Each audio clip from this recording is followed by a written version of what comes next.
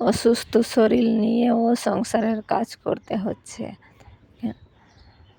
আসসালামু আলাইকুম দাদা, দিদি, ভাই, বোন, আঙ্কেল, আন্টিরা কেমন আছেন? আশা করি আল্লাহর রহমতে সবাই ভালো আছেন, সুস্থ আছেন। আলহামদুলিল্লাহ আমি আমার পরিবারকে নিয়ে ভালো তো নাই, তাও ভালো বলছি। এখনও শরীর ভালো হয়নি। ডাক্তার জিগরের বাবা ওষুধ আবার এনে দিয়েছিল রাতে, তাও খেয়ে আরাম নাই। তো এই যে তো প্লিজ দিদিরা একটু কষ্ট করে দেখো আমার ভিডিও। আমি ভালো হয়ে গেলে সবার ভিডিও গোড়া থেকে দেখে দিব। 2 দিন 4 দিন যার ভিডিও দেখতে পাবো না, তো তার ভিডিও ওই 2 দিন 4 দিনের দেখে নেব।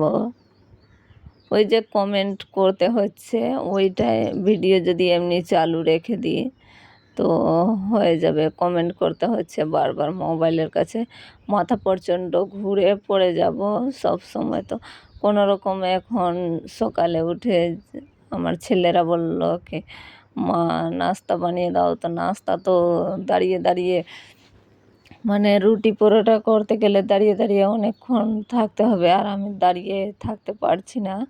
তাই জন্য বললাম কি, আলু সিদ্ধ ভাতে দিয়ে দিচ্ছি আর ডিম দিয়ে ঝোল করে দিব, মানে আমার ছেলেরাও মেয়েরা ভালো করে খায়। তো আমার ভিডিওর এই পর্যায়ে যারা চলে এসছেন তারা প্লিজ লাইক দিয়ে ভিডিওটি দেখার চেষ্টা করবেন, আর যারা নতুন বন্ধু আছো তারা সাবস্ক্রাইব করে আমার পাশেই থেকে যেতে পারো। তো এই যে 4টা ডিম সিদ্ধ দিলাম, 4টার মধ্যে আমি ভয়েস যেহেতু মানে রাত্রে আর দিতে পারছি না, আগে রাতেই দিয়ে রাখতাম, সকালে উঠে শুধু ছাড়তাম। এখন হয়ে ওঠে না, মানে অসুস্থ শরীর নিয়ে পারি না। মানে আমার ছেলে মেয়েরা অনেক রাত্রে ঘুমায়, 9 10 সাড়ে 10টার সময়। তো আমি অতক্ষণ জেগে কোনো রকম এই 2-4টা দিদির ভিডিও দেখেছি, আর পারছি না। তারপরে মোবাইল বন্ধ রেখে আর ওদের সামনে ভয়েস দেওয়া যাবে না, মানে সব সময় বলতে থাকছে। আমি যদি ভয়েস দিই তো ওরা গিয়ে ডিস্টার্ব করবে, তাই জন্য এখন ঘুমিয়ে আছে, তাই জন্য ভয়েস দিয়ে দিচ্ছি। তো এই যে আলু কষিয়ে আর ঝোল করে নেব। এখন তো বেশি আরও দেখি অসুস্থ হয়ে যাচ্ছে শরীর বেশি।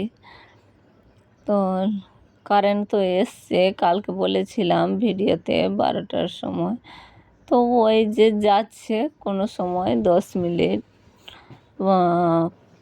15 মিনিটের জন্য আবার চলে আসছে। এরকম যদি যায় তো মানে কোনো কষ্টই হবে না। আর এই যে আমি বলেছিলাম কি, জিগারের বাবা জিরা আনতে বলেছে ওর বন্ধুকে। তো এই যে ওই তো জিগারের বাবা তো 2 কেজির কথা বলেছিল, কিন্তু এখানে মানে আমার মনে যেটা হচ্ছে, আমি ওজন করিনি, তো 1.5 কেজি হবে।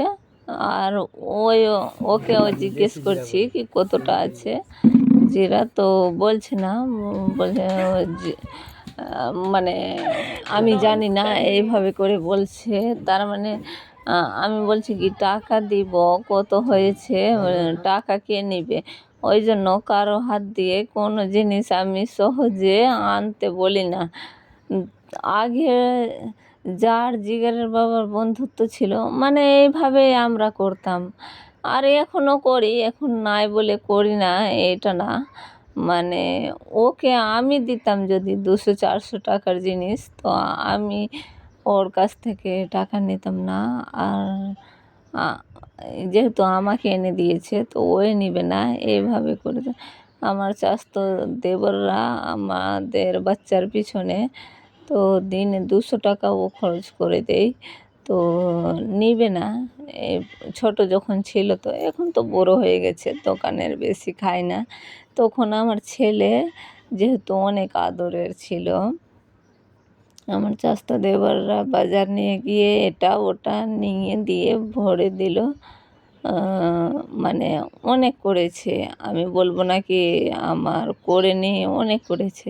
তো আমিও করি, কিন্তু করলে কী হবে, যেটা করার নাম থাকে, মানে আমি যদি কারো করি তো কেউ আমার করবে, আর আমি যদি কারো করব না তো কেউ আমার কি করবে বলো? মানে ভালোবাসা দিতে গেলে, ভালোবাসা পেতে গেলে ভালোবাসা দিতে হবে, ওই জন্য। তো আমি করে রেখেছি বলে এখনও সবাই আমার করছে। তো এত করে বললাম কি, না জিরার টাকা কিছুটা হলেও নাও। তো বলছে, না আমি ১ টাকাও নিব না। আর আমি নিজেই জানি না কত টাকার জিরা আছে, এইভাবে করে বলছে। তো কেউ নিজে কিনে এনে এটা কি বলতে পারে কি আমি নিজে জানি না? বলছে কি, এভাবে যদি করবা তো আর আসবই না। এ তো আমি বললাম, ঠিক আছে, যখন টাকা নিবা না তো। তো না, ওই টাকা নিল না, কিন্তু আমার তো মনে আছে কি আমাকে এটা জিনিস এনে দিয়েছে। আমাকেও অন্য জিনিস ওর বাড়িতে পৌঁছাতে হবে। এখন না, পরে তো মানে দিতে হবে, এইটা নিজের মধ্যে ব্যক্তিগত জ্ঞানে। তো আমি এইখানে ভিডিও শেষ করছি। আল্লাহ হাফিজ।